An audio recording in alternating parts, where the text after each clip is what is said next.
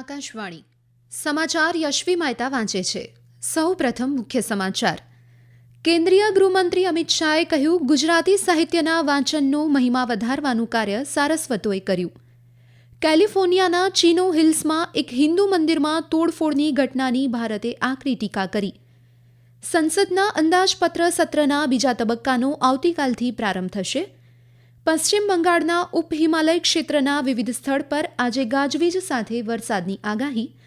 અને ICC champions trophy ક્રિકેટની final match આજે ભારત અને ન્યૂઝીલેન્ડ વચ્ચે રમાશે. સમાચાર વિગતવાર. કેન્દ્રીય ગૃહમંત્રી અમિત શાહ આજે ગુજરાત પ્રવાસ દરમિયાન અમદાવાદમાં સસ્તું સાહિત્ય મુદ્રણાલય ટ્રસ્ટ તરફથી વર્ષ 2024-25ના પુનઃ મુદ્રિત થઈ રહેલા 24 પુસ્તકનું વિમોચન કર્યું હતું. આ પ્રસંગે શ્રી શાહે જણાવ્યું, ગોવર્ધનરામ ત્રિપાઠી, હેમચંદ્રાચાર્ય, નર્મદ, નરસિંહ મહેતા, ઝવેરચંદ મેઘાણી, સુંદરમ જેવા મહાન લોકોએ આપણી ભાષાને મહાન ગુજરાતી ભાષા સુધી પહોંચાડી છે. આ યાત્રા અખંડ રહેશે. ગુજરાતી સાહિત્યના વાંચનનો મહિમા વધારવાનું કાર્ય સારસ્વતોએ કર્યું હોવાનું શ્રી શાહે કહ્યું હતું. ગુજરાતમાં વાંચવાનો મહિમા વધારવા માટે ખાલી સરકાર કશું ના કરી શકે. હું તો ભૂપેન્દ્રભાઈનો ધન્યવાદ કરીશ કે આટલી મોટી રકમ એમને ગુજરાતના પુસ્તકાલયો માટે ફાળવી, પરંતુ વાંચવાનો મહિમા વધારવાનું કામ તો સારસ્વતોએ કરવું પડે. ભાષા શુદ્ધિ, લેખનનો ઉદ્દેશ, લેખનની દિશા અને ગદ્ય અને પદ્ય બંનેમાં ભારોભાર સત્તો ભરવાનું કામ એ સારસ્વતોએ જ કરવું પડે. આ ઉપરાંત શ્રી શાહ એડીસી બેંકની સ્થાપનાના 100 વર્ષની ઉજવણી નિમિત્તે યોજાનારા સ્વર્ણિમ શતાબ્દી મહોત્સવના સમાપન સમારોહમાં અને બાર કાઉન્સિલ ઓફ ગુજરાત દ્વારા યોજાનારા નવા નોંધાયેલા વકીલોના શપથ ગ્રહણ સમારોહમાં ઉપસ્થિત રહેશે. સાથે જ શ્રી શાહ ગાંધીનગરમાં એસએજી દ્વારા નિર્માણ પામનારા પેરા હાઈ પરફોર્મન્સ સેન્ટરના ભૂમિપૂજન અને ડિજિટલ સેવા પોર્ટલના લોન્ચિંગ કાર્યક્રમમાં જોડાશે. બાદમાં શ્રી શાહ શાશ્વત મિથિલા ફાઉન્ડેશન દ્વારા નવનિર્મિત ભવનના લોકાર્પણ અને કવિ કોકિલ વિદ્યાપતિની મૂર્તિના અનાવરણ પ્રસંગમાં ઉપસ્થિત રહેશે. ભારતે કેલિફોર્નિયાના ચિનો હિલ્સમાં એક હિન્દુ મંદિરમાં તોડફોડની ઘટનાની ટીકા કરી છે. મીડિયાના પ્રશ્નના જવાબમાં વિદેશ મંત્રાલયના પ્રવક્તા રણધીર જયસ્વાલે જણાવ્યું કે મંત્રાલયે સ્થાનિક અધિકારીઓને તોડફોડ માટે જવાબદાર લોકો સામે કડક કાર્યવાહી કરવા અપીલ કરી છે. મંત્રાલયે પૂજા સ્થળોની પૂરતી સુરક્ષા સુનિશ્ચિત કરવા પણ કહ્યું છે. સંસદના અંદાજપત્ર સત્રના બીજા તબક્કાનો આવતીકાલથી પ્રારંભ થશે, જે 4 એપ્રિલ સુધી ચાલશે. દરમિયાન ગૃહની 20 બેઠક યોજાશે અને વર્ષ 2024-25 માટે અનુદાનની માંગ અને વિનિયોગ વિધેયક પર ચર્ચા અને મતદાન પણ થશે. આ ઉપરાંત બેન્કિંગ કાયદા સુધારા વિધેયક, કોસ્ટલ શિપિંગ બિલ 2024, ત્રિભુવન સહકારી વિશ્વવિદ્યાલય વિધેયક, રેલવે સુધારા વિધેયક સહિતના અનેક કાયદાકીય કાયદાઓ પર ચર્ચા કરાશે અને તેને પસાર કરાશે. અંદાજપત્ર સત્રનું પહેલું સત્ર 31 જાન્યુઆરીથી 13 ફેબ્રુઆરી સુધી યોજાયું હતું. રાષ્ટ્રપતિ દ્રૌપદી મુર્મુએ સંસદના બંને ગૃહને સંબોધિત કર્યા હતા અને નાણામંત્રી નિર્મલા સીતારમણે કેન્દ્રીય અંદાજપત્ર રજૂ કર્યું હતું. પહેલા તબક્કામાં લોકસભામાં 112% કામ થયું હતું. કેન્દ્રીય રાજ્યમંત્રી નીમુબેન બાંભણિયાએ ભાવનગરથી નમો સખી સંગમ મેળાનો પ્રારંભ કરાવ્યો. આ પ્રસંગે શ્રીમતી બાંભણિયાએ જણાવ્યું કે પ્રધાનમંત્રી નરેન્દ્ર મોદીના નેતૃત્વમાં દરેક ક્ષેત્રમાં મહિલા આગળ વધી રહી છે. નમો ડ્રોન દીદી, કૃષિ સખી, બેંક સખી યોજનાનો લાભ મહિલાઓને મળી રહ્યો છે. શ્રીમતી બાંભણિયાએ સ્ટેચ્યુ ઓફ યુનિટી ખાતે પિંક રિક્ષા ચલાવી પગભર થયેલી મહિલાઓને અભિનંદન પાઠવ્યા હતા. પ્રધાનમંત્રી નરેન્દ્ર મોદીના આ ત્રીજા કાર્યકાળમાં 3 કરોડથી વધુ લખપતિ દીદી બનાવવાનું લક્ષ્ય હોવાનું તેમણે જણાવ્યું હતું. તેમણે જણાવ્યું કે અમારી સરકાર સખી મંડળ આગળ વધે, રોજગારી મેળવે એ માટે હર હંમેશ અમે તમારી પડખે છીએ. ભાવનગરમાં પહેલીવાર જુદા જુદા કન્સેપ્ટ સાથે આ મેળો યોજાયો છે, જેમાં સખી મંડળ દ્વારા 100 જેટલા સ્ટોલ મૂકવામાં આવ્યા છે અને આ મેળો 12 તારીખ સુધી ચાલશે. ઓડિશાના ભૂતપૂર્વ કેબિનેટ મંત્રી અનંત દાસનું આજે વહેલી સવારે ભુવનેશ્વર સ્થિત તેમના નિવાસસ્થાને અવસાન થયું હતું.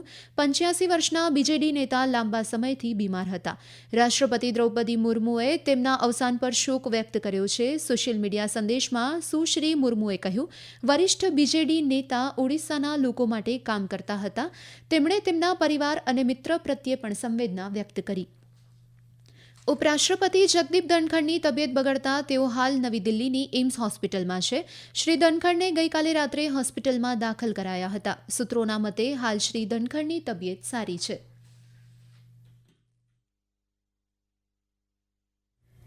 આ સમાચાર આપ આકાશવાણી પરથી સાંભળી રહ્યા છો. આ સમાચાર આપ અમારી YouTube channel AIR news Gujarat પર પણ સાંભળી શકશો. વધુ સમાચાર માટે અમારી વેબસાઇટ newsonair.gov.in/gujarati અને અમારા એક્સ હેન્ડલ AIR_news_ABAD ને ફોલો કરી શકશો. ભારતીય હવામાન વિભાગે આજે પશ્ચિમ બંગાળના ઉપ હિમાલય ક્ષેત્રના વિવિધ સ્થળ પર ગાજવીજ સાથે વરસાદ થવાની આગાહી કરી છે. વિભાગના જણાવ્યા મુજબ આવતીકાલે જમ્મુ કાશ્મીર, લદ્દાખ, ગિલગિટ, બાલ્ટિસ્તાન, મુઝફ્ફરાબાદ, હિમાચલ પ્રદેશ, તમિલનાડુ, પુડુચેરી અને કરાઈકલમાં અલગ અલગ સ્થળ પર ગાજવીજ સાથે વરસાદની શક્યતા છે. બીજી તરફ આગામી 2 દિવસ કોંકણ, ગોવા, સૌરાષ્ટ્ર અને કચ્છમાં ગરમીનું મોજું ફરી શકે છે. આ ઉપરાંત વિભાગે ગુજરાત, દરિયાકાંઠાના કર્ણાટક, કેરળ અને માહેના છૂટાછવાયા વિસ્તારમાં ગરમ અને ભેજવાળા હવામાનની આગાહી પણ કરી છે. વિભાગે આગામી 4 દિવસ દેશના ઉત્તર પશ્ચિમ અને પશ્ચિમી ભાગમાં તાપમાનમાં 3 થી 4 ડિગ્રી સેલ્સિયસના વધારાની પણ આગાહી કરી છે. આ ઉપરાંત મધ્ય અને પૂર્વ ભારતમાં આગામી 5 દિવસમાં તાપમાનમાં 2 થી 4 ડિગ્રી સેલ્સિયસના વધારાની પણ શક્યતા છે. કોલંબિયામાં ભારે વરસાદના કારણે થયેલા ભૂસ્ખલનમાં એક વ્યક્તિનું મોત નીપજ્યું છે. પાસ્ટોના મેયરે જણાવ્યું, પીડિત પોતાના વાહન સાથે વહી ગયા હતા. કોલંબિયાના રાષ્ટ્રીય જોખમ વ્યવસ્થાપન એકમે જણાવ્યું, ભૂસ્ખલનથી 200થી વધુ લોકોને અસર થઈ છે, જ્યારે 65 જેટલા ઘરને નુકસાન પહોંચ્યું છે. આ ઘટનામાં 3 લોકો ગુમ થયા છે, જ્યારે 38 લોકોને બચાવી લેવાયા છે. અધિકારીઓએ અવરોધિત રસ્તાઓને સાફ કરવા તેમજ ખોરવાયેલા પાણી પુરવઠાને પુનઃસ્થાપિત કરવા ભારે મશીનરી તહેનાત કરી છે. આંતરરાષ્ટ્રીય ક્રિકેટ પરિષદ ICC ચેમ્પિયન્સ ટ્રોફી ક્રિકેટની ફાઇનલ મેચ આજે ભારત અને ન્યૂઝીલેન્ડ વચ્ચે રમાશે. દુબઈ ઇન્ટરનેશનલ ક્રિકેટ સ્ટેડિયમમાં રમાનારી આ મેચ ભારતીય સમય મુજબ હમણાં 2:30 વાગ્યે શરૂ થશે. ભારતે ટુર્નામેન્ટમાં અત્યાર સુધી તમામ મેચ જીતી છે, તેમજ ગ્રુપ મેચમાં ન્યૂઝીલેન્ડને 44 રનથી હરાવ્યું હતું. આજની મેચને લઈને ક્રિકેટ પ્રેમીઓમાં અનેરો ઉત્સાહ જોવા મળી રહ્યો છે. સાંભળીએ એક અહેવાલ.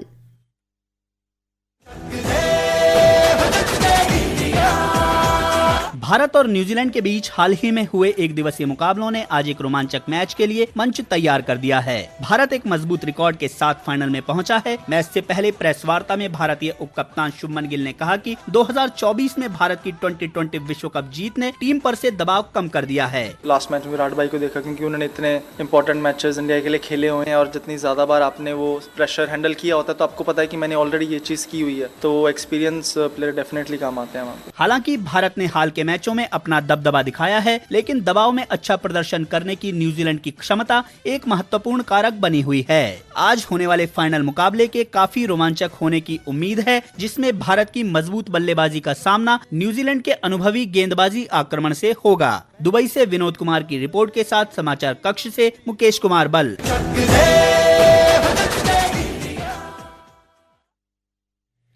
મુંબઈથી CCI સ્નૂકર ક્લાસિક 2025 ટુર્નામેન્ટની ફાઇનલમાં ઇશપ્રીતસિંહ ચઢ્ઢા એશિયન ચેમ્પિયન પંકજ અડવાણી સામે રમશે.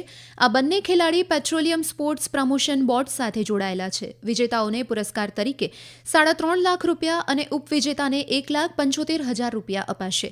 આ પહેલા ગઈકાલે સેમીફાઇનલમાં શ્રી ચઢ્ઢાએ રેલવેના કમલ ચાવલાને 6-3થી અને પંકજ અડવાણીએ રેલવેના જ ફૈઝલ ખાનને 6-1થી પરાજય આપ્યો હતો. 5 દિવસની આ ટુર્નામેન્ટમાં 32 ખેલાડીઓએ ભાગ લીધો હતો. ભારતે તાજેતરના દ્વિપક્ષીય વેપાર કરારો હેઠળ ઓસ્ટ્રેલિયા, UAE, સ્વિટ્ઝરલેન્ડ અને નોર્વે જેવા વિકસિત દેશ પર લાદવામાં આવેલા સરેરાશ ટેરિફમાં નોંધપાત્ર ઘટાડો કર્યો છે. સૂત્રોના જણાવ્યા અનુસાર યુરોપિયન યુનિયન અને UK સહિત અન્ય ભાગીદાર દેશો સાથે પણ આવી જ વાતચીત ચાલી રહી છે. અમેરિકા સાથે પણ હાલ ચર્ચાઓ ચાલી રહી છે. આ વર્ષે ફેબ્રુઆરીમાં ભારત અને અમેરિકા આ વર્ષના અંત સુધીમાં પારસ્પરિક બહુક્ષેત્રીય દ્વિપક્ષીય વેપાર કરારના પ્રથમ તબક્કાની વાટાઘાટો કરવા સંમત થયા હતા. અંતમાં મુખ્ય સમાચાર ફરી એકવાર. કેન્દ્રીય ગૃહમંત્રી અમિત શાહે કહ્યું, ગુજરાતી સાહિત્યના વાંચનનો મહિમા વધારવાનું કાર્ય સારસ્વતોએ કર્યું. કેલિફોર્નિયાના ચિનો હિલ્સમાં એક હિન્દુ મંદિરમાં તોડફોડની ઘટનાની ભારતે આકરી ટીકા કરી. સંસદના અંદાજપત્ર સત્રના બીજા તબક્કાનો આવતીકાલથી પ્રારંભ થશે. પશ્ચિમ બંગાળના ઉપહિમાલય ક્ષેત્રના વિવિધ સ્થળ પર આજે ગાજવીજ સાથે વરસાદની આગાહી અને આઈસીસી ચેમ્પિયન્સ ટ્રોફી ક્રિકેટની ફાઇનલ મેચ આજે ભારત અને ન્યૂઝીલેન્ડ વચ્ચે રમાશે. આ સાથે જ આકાશવાણી પરથી સમાચાર પૂરા થયા.